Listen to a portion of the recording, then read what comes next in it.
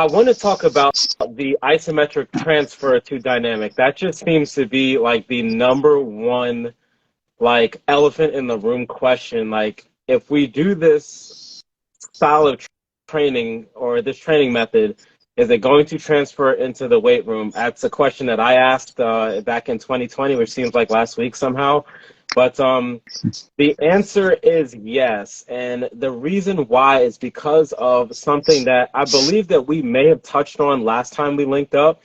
And I know that you're already familiar with this. It's called Hebb's rule, which states that muscle fibers that wire together fire together. So when we do OI, which stands for overcoming isometric training, we're training our body to fire on all cylinders, so to speak.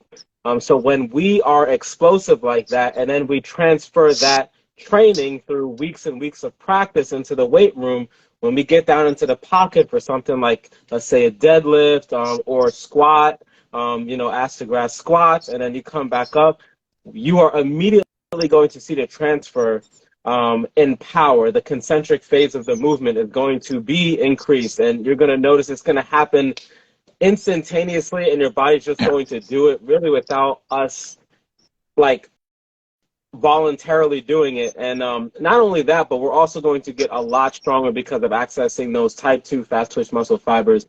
And something I want to cover real quick, and then I'm ready to answer these questions. I'm ready to go into questions. Yeah, sure. No problem.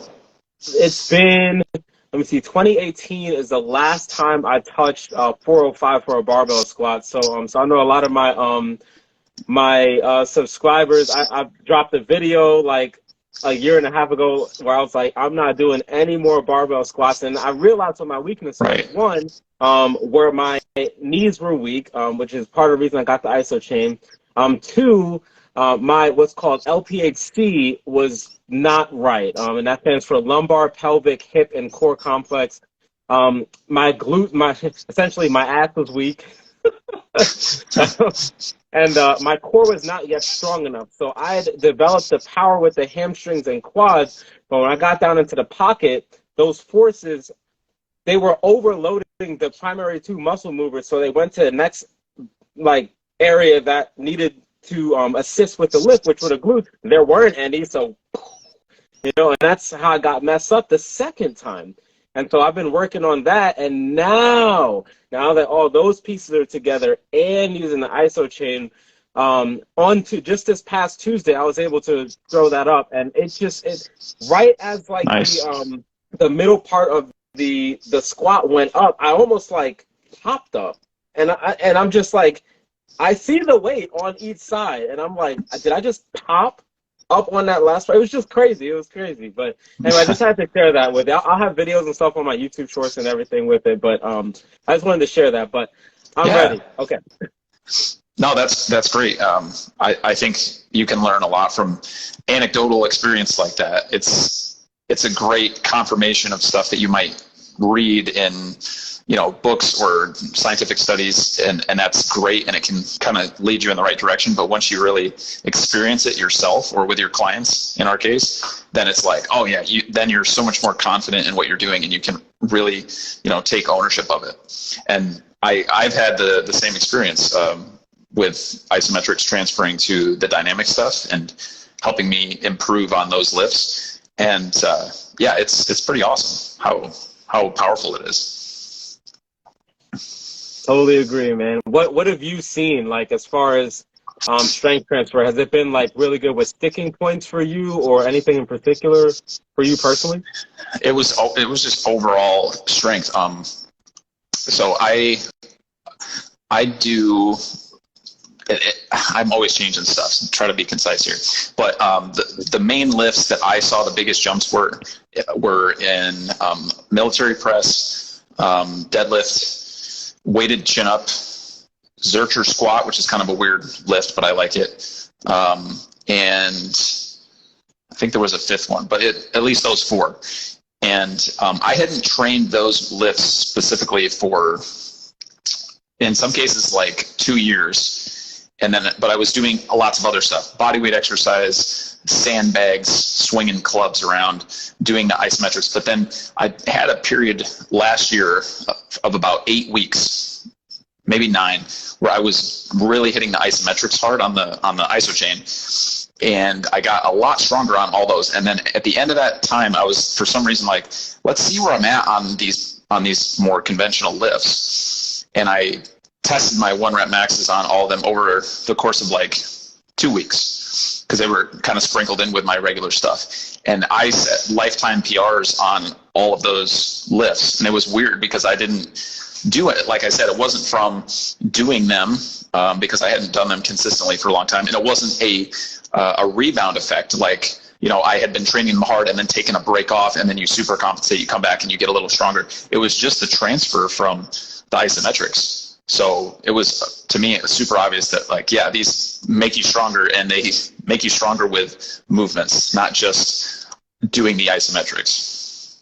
Right. I love to hear these stories, man. They pump me up every time.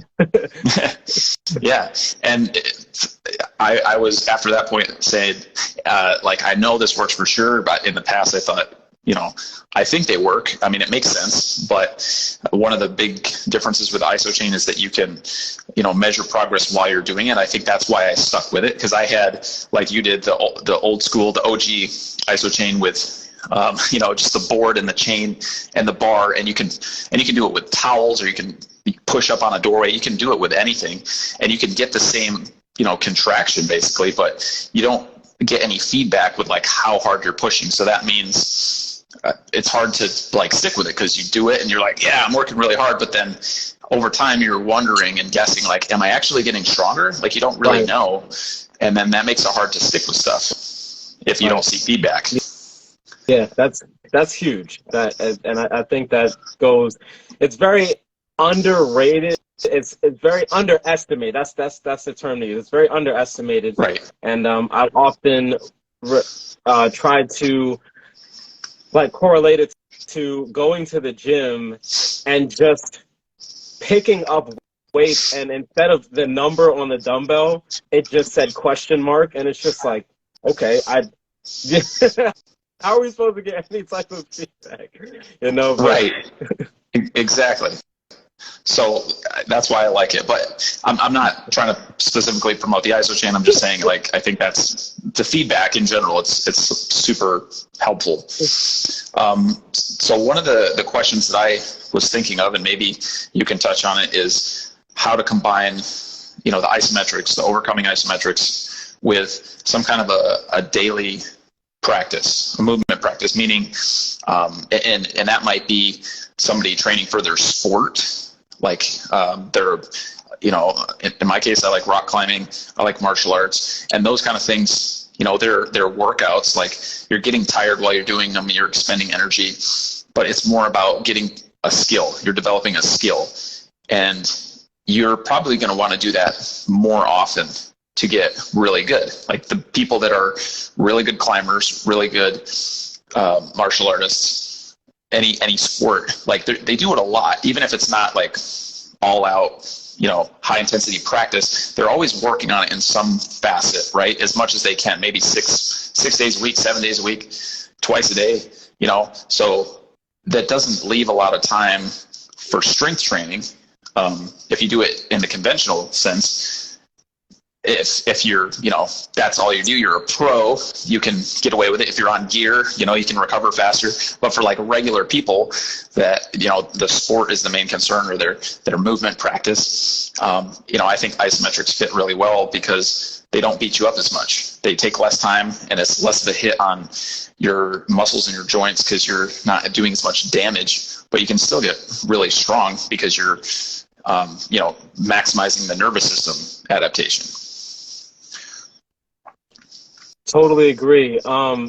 As far as your question, I think that it would be most beneficial for someone in a sport realm to do either a 1x6 or a 3x6. I feel like at first I might have said 6x6 was the move, but I feel like that might be a bit intrusive into their their sports program. With the 1x6, like, you heal so quickly and you just get what you need.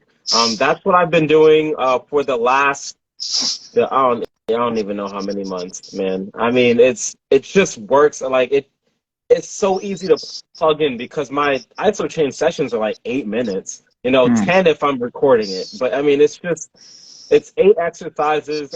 Actually, it's 9 right now. But for a little bit, I was doing Bruce Lee's exercise. I didn't even post this on YouTube yet. But I was just doing his, and like, the number literally from day 1 to day 30. I mean, they increased. Now, it wasn't like oh my god, I doubled it or anything. But as you stated, like, they did increase. So what I'm doing now is I am tailoring it to lifts that I really feel are lacking and I need them to improve. So now the IsoChain, for me in particular, is being used. I'm going to bring this back to the sports. It's being used for my weak areas. So I want to bring those up and get the strength up as fast as possible so it transfers into the weight room. And it would be the same for someone practicing sports or martial arts. If they needed their punching power up, then they probably would want to do exercise like the shoulder press or anything that's involving the shoulders, triceps, or chest, and really push that and hit it consistently. And the fact that it's only 6 seconds, they could do that every day. It's just like, all right, 5 minutes, whatever. And the fact that the number is motivating and we have that to kind of mentally push ourselves makes it very non-intrusive into their practice. So I feel like most people in the sports realm and martial arts realm will actually be more into it because it's like not like another 45 minutes they have to do on top of it and everything like that. So I don't know if that makes sense. I'm random, but no, it makes perfect sense. And I think for you, what you're doing is very similar. I mean, from what I've seen, correct me if I'm wrong, your movement practice or your sport in a sense is bodybuilding, right? Mm-hmm. For you personally. So you're doing a lot of work in the gym for that and putting in a lot of time and a lot of, work on your body. And you're still able to do this little bit extra with the isometrics, frequently, and it's paying off, obviously. So yeah.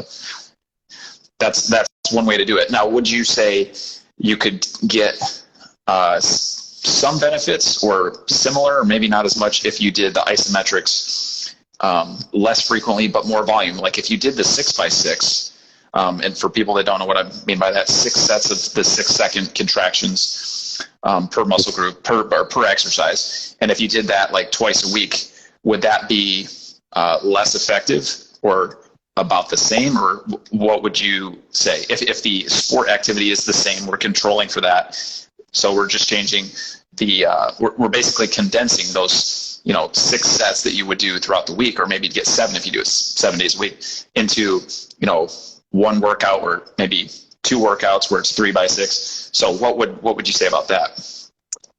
So I would say that the 6x6, as long as it's not intrusive into there, I know you said we're keeping the variables the same. If it's not intrusive, then I would go for it. The reason that I initially recommended 1x6 is because it's easy barrier to entry. Sure. But 6x6 is it's just simply more volume. So like if we do the 1x6 for 7 days, that's 7. 7x6, right. And that's literally, that's your cap. But I mean, 1 6x6, you almost did a week's worth of work. So if you do it 2 or 3 more times, you have now tripled the amount of results that you can get. So as long as that doesn't mess up someone's like exercise, like sports practice, yeah, go for it. I mean, that is definitely going to be the superior choice for sure. Okay, cool.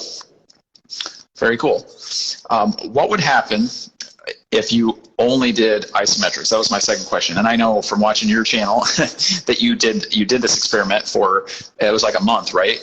A month straight of just isometrics. And for you, it was hard because you really wanted to lift. Yeah. And that might be kind of different from a lot of people who would say, I'd be glad to give that up if I could just do isometrics and save myself a ton of time, because it did, right? Because 1, you don't have to travel to the gym. 2, the workouts take way less time. It's less setup. So what was your experience with that for the people that haven't seen that video? Yo, oh my God, guys, that is part of my French. That shit was hard. That was one of the hardest exercise months of my life. And it's not that it did save time, but like I always look at it like this. If there's a shortcut, right, and you got the tried and true highway method, but I mean, there's a shortcut over there, but you're going to be going through the bristles and the briars, and you're going to get cut up and stuff. And I got cut up. I mean, you're compacting all that into 6 seconds. And for those that have never done this type of training before, you go through one round of 6x6 of the same, let's just say it's bicep curl 6x6, you are freaking smoked. Like, you're done.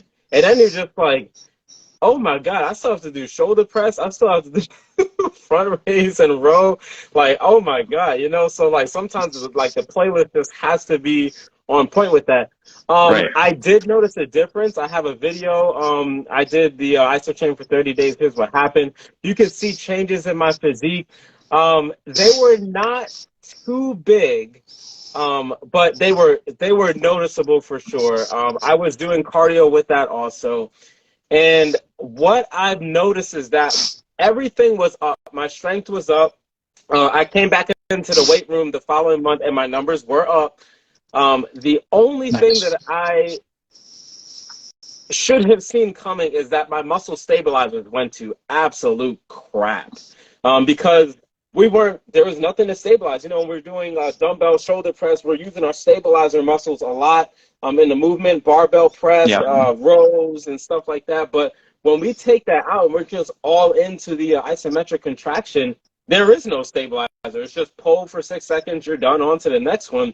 So that was now 30 days of not using that. And so when I came back, like, bench was actually difficult. Like, the motion of it, like the strength part wasn't difficult. I could get it up, but it just felt like it was just all over the place. I was just like, wait, why did that happen? And I was like, right. Okay, that makes sense. So yeah, that makes perfect sense to me, because it's a skill-based movement, even though it's like not something most people think as a skill. But bench press, you know, because it's a free weight exercise, is a skill. There's definitely technique to it, and you hadn't practiced that. So, I mean, people that, you know, can do X amount of weight on a Smith machine bench press, if they've ever done that, they can't equate that 1-to-1 to a barbell bench press, or certainly a dumbbell bench press, because of, like you said, the balance, the stability aspect of it. So yeah, it makes perfect sense. Mm-hmm. I would recommend that there should be some type of movement exercises in addition to isometric work. I think isometric work is a great addition to one's workout program, and luckily it doesn't take a lot of time. Can we do ISOs by itself? Yes. Can we get results? Yes. Stabilizers are important. Human beings, like Homo sapiens, we're meant to move. We're meant to move around. So we need, we need to work on those. But that's just my recommendation. No, 100%. 100%. And that's where my first question was kind of going in my mind, of combining the isometrics with a movement practice. Because to me, I see it as a way to work on, well, it could be maximal strength, or you know, just brute strength. It can be a way to work on muscle endurance with longer holds. It can be for hypertrophy with kind of the, you know, the mid-tier, like 20 to 45 seconds or something, and just, you know, going for maximum fatigue. So it can kind of replace weight training in a sense, at least the way I'm looking at it. But it doesn't replace movement. Like, we still have to move around to, like, live, unless you're in, like, you know, the Wall-E movie where you're in the chair and you just have that thing carrying you around. Like, we got to move around, but then we also want to be able to just do stuff, you know. Like, at least I do. If you want to be active, you have to move to be able to prepare for your sport. So that's kind of what I was getting at. Like, you do your movement practice, whatever you're interested in doing, you know, you practice your sport movements, and there's some movements that are probably just good for general function of your body, you know, like joint mobility, doing joint circles and stuff, just so you don't lose range of motion. But then you can just have the isometrics take care of this big chunk of your needs of working on muscle strength and bone density and your nervous system and or hypertrophy if you want that, or muscle endurance. So it kind of can check a lot of boxes, but I don't think it can do everything. No. But yeah, I'm glad we touched on that. So next thing was isometrics for dynamic for pure strength. If you had to compare them, what the research shows, and I think anecdotally for both of us, we've seen it, the isometrics, not that like dynamic doesn't work, because obviously it does, but isometrics will get you brute strong faster if you do them correctly than the dynamic stuff, right? That is correct. That is something that has always fascinated me with fitness. It's so funny. Like when I first started running into this stuff, it was like 2017, and I'm just looking at articles at work when I probably shouldn't have, but whatever. All right, and I'm like, is that a freaking horse on his back? Like, are you kidding Yeah. me? You know? Like, Alexander's how does ass. that work? That was just insane. And so, that got me into like the old time strongman thing, looking at Zaz, and I know you've heard of him and seen his feats, and I'm just like, how is he doing that? Because I've seen, and you've seen, strong bodybuilder guys in person and on the internet, and I'm just like, I don't care how big they are, they can't do that. So what gives? What are they doing that these bodybuilders and even some of the powerlifters are not able to do? And then the common denominator was isometric training, in specific, the overcoming style. Right. And then you start to put two and two together after you learn more and do your research. And it's like, okay, like, of course there's technique, but then you just realize that it just doesn't make any sense that a 135-pound man could launch somebody way across the. It just doesn't. It just doesn't. And so, like, he did something else. I don't care how good your technique is. He did something else, and that was it. And so, with that, isometric is really second to none as far as power production and just getting like stupidly strong. It's really second to none. What I found, though, also in the Paul Wade's isometric manual that came with the IsoChain, if you were OG advocate, then you have it. They were talking about how dynamic is the king of size. And I would have to say that, yes, it is. But we can still get big using isometrics if we want to. It sucks. Oh, my God, it sucks. But you can. Yeah. Yeah, it burns. I feel like a lot of the stuff we're talking about, a lot of people won't understand until they try it. But I think you can relate it with a good example on this one. If anybody has had to help your friend move, or you had to move yourself, like move house, right? And you have to pick up a couch. Okay, by the end, you're usually going to carry that with your elbow at like 90 degrees, right? You're probably going to get your hands under there, and then you have to hold it there while you move your feet to move the couch, right? So that's an isometric contraction. It's a yielding isometric, but you're holding the tension for a long time. It's not like a curl where you come up and down, and you get kind of a break at the top and at the bottom, but in the middle it's like a ton of tension. But when you just have to hold it there, it's like, and you and your buddy are struggling to like, my right, and you're getting tired, and you're like, oh my God, this thing's getting so heavy. It's because of that like constant tension in the bicep, and it starts to burn, right? So that's what it's like when you do these overcoming isometrics for long times, which you have to do for hypertrophy, like 20 to 45 seconds of just pulling on it, and it burns so bad because the tension is constant and there's no break, and that lactic acid is just building up, and it sucks. But that's one of the triggers for getting the muscle bigger, is that fatigue. We need to deeply fatigue the muscle. So that's what makes it not fun. The 6-second contractions, I think, are fun because you just get to rip on that thing, and it's not long enough to burn. You just get to just feel the power, and then you let it go, and and then you can do it again, and that's fun. There's no burn, but for hypertrophy, it's gonna burn. It burns. Yep. Yeah. Good stuff. What else do we got here? So the isometrics, maybe not quite as good for building pure size, but they still do they still do help. What about for sport performance? If you had isometrics just as a way to try to make your sport better, how would you suggest people think about that? I would have to say, knowing what I know now, training clients on it, training myself on it, I really believe that everyone in sports needs to be doing isometrics. The amount of bulletproofing that we get to the joint, and it's so important to an athlete's longevity in their sport. And they just become that much more valuable if they're able to perform for longer. And in addition to that, I'm pretty sure any sport you need to be explosive in some way. And the 6x6 method, the 3 or the 1 is going to be so beneficial for them if they, I don't know if you were watching the Super Bowl last weekend, and I was just looking at Mahomes' injury, and that looked so painful when he got grabbed. But like the ankle injury, if you were doing, I'm not saying that this is the overall answer to joint injuries. It isn't, but it's certainly a help.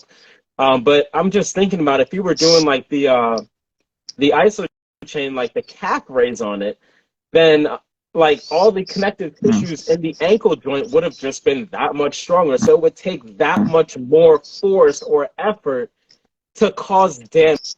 And that's what makes these types of exercises so valuable for someone in sports. I mean, I have not run into elbow tendonitis since I started working on the IsoChain. That used to plague me like every 6 to 8 weeks, like during my cycles of chest exercise or tricep exercise, and it just, skull crushers were completely out of the question. It was just pain. Anybody that had tennis elbow could probably relate, and it was just annoying. The knees, of course, where I got the device, and I really can't stop singing it praises for that. And so essentially, it has increased my longevity in weightlifting, because for those that might be newer to lifting, tuning into this, you lift for long enough, you're going to run into the older crowd that's like, oh, I used to be like you, and I used to bench 315 to 405 and stuff, but I just got to go lighter now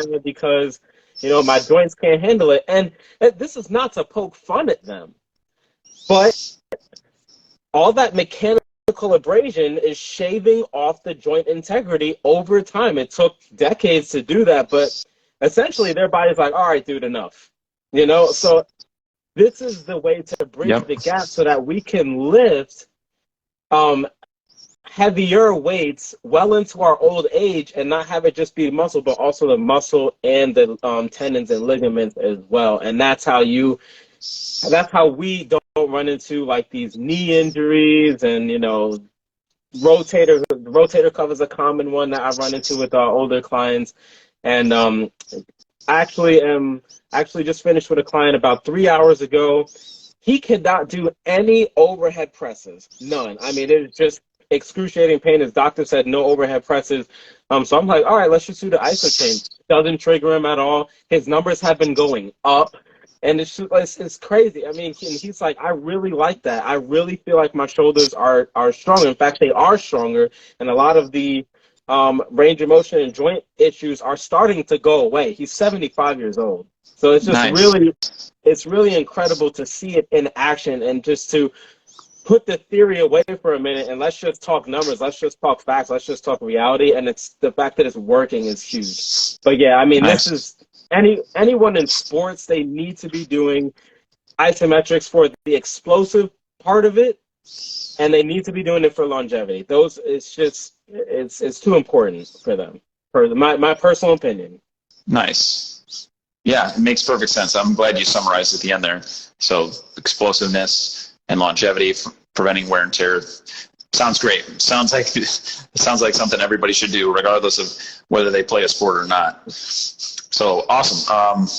So last thing I had was IsoChain's versus other ways of doing overcoming isometrics. So if people don't know what the IsoChain is, it's a product from Dragon Door that lets you do these overcoming isometrics where you're pushing or pulling on this thing as hard as you can, and it's not going to move, but it will read out in the handle how much force you're doing. You can also do load, so it's more like you're trying to maintain a certain weight rather than just pulling as hard as you can. So there's different ways, but that is nice because one, it lets you measure it. Two, it's very stable, and it gives you a lot of leverage to really be able to pull hard. Where I've tried doing them with like towels, like back in the day, or if I was traveling, or with a strap, like a webbing strap, doing like deadlifts, and it just doesn't work as well sometimes, depending on the exercise you're doing. Like if you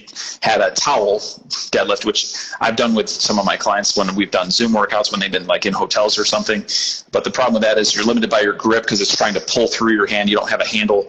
And if you pull hard enough, even if you had handles, if it's wrapping around your feet as you pull, it's going to try to move your feet together. So you don't feel as stable, and then you can't pull as hard, right? Mm-hmm. But there's certain things that the IsoChain can't do well. Like if you're trying to do like, there's another company who makes it. It's like the Iso Bow, and they make Iso Flow. If you had like a handle like this, and you were trying to pull it apart, to do this, or something you wanted to push in like a bulwark, or mm-hmm. So there's certain angles and things where the vertical force resistance that the IsoChain gives you doesn't work as well. Like if you want to try to work in this plane, to do like a twist or something, or if I had a cable behind me and I was trying to push this way standing, right, or push against a wall. So what are your thoughts on that, Chrys?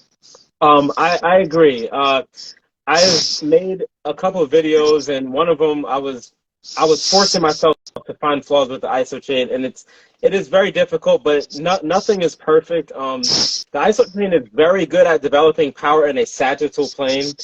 So with that, I mean, that's absolutely fantastic, and that's where most of the work is anyway. But you're right, any type of rotational movement is very difficult to replicate on that device. And to me, it's just like, all right, you know what? You check off most of the boxes, and that's just fine. I'm not going to complain about it. But it's important to know that it does lack in that area. So in that sense, we are still forced to use other equipment. But I mean, it's really not that much that we have to do on those other planes of motion. But overall, I mean, it's good. I'd still give it a 9. I'd still give it a 9 after 2 years. I can't give it a 10, but I can give it a 9. So for sure. And by the way, I realize this now that maybe you're taking this that I was trying to get you to say something bad about the IsoChain. I'm not, because I know you're affiliated with them, and I really like the IsoChain. I really do. But I know there's certain things you can't do with it. Is there any? So I'm curious, is there any other types of overcoming isometrics you do with other equipment, or free hand isometrics, like the old school, like Charles Atlas, where you're trying to curl with this hand and resist with the other, or as an example, some type of self-resistance isometric, or using a doorway or something like that. Do you ever do those? I was doing the doorway chest press because the IsoChain sucks for chest press. But right. I stopped because I don't know. It wasn't a waste of time, but there's a power rack at my gym, and I can just do overcoming ISO on the power rack. It's a really good one. There you go. I also want to make this clear for anyone watching this, because I feel like I don't say it enough. I originally made the NoLimitSquad channel to kind of, that's the right word, expose them for dragons. I was really excited with the whole Bruce. I'm like, oh, that's the same thing. Yo, I can't wait. Yeah, that was it. That's how he did it. And if they mess with my emotions, dude, I was gonna blast them.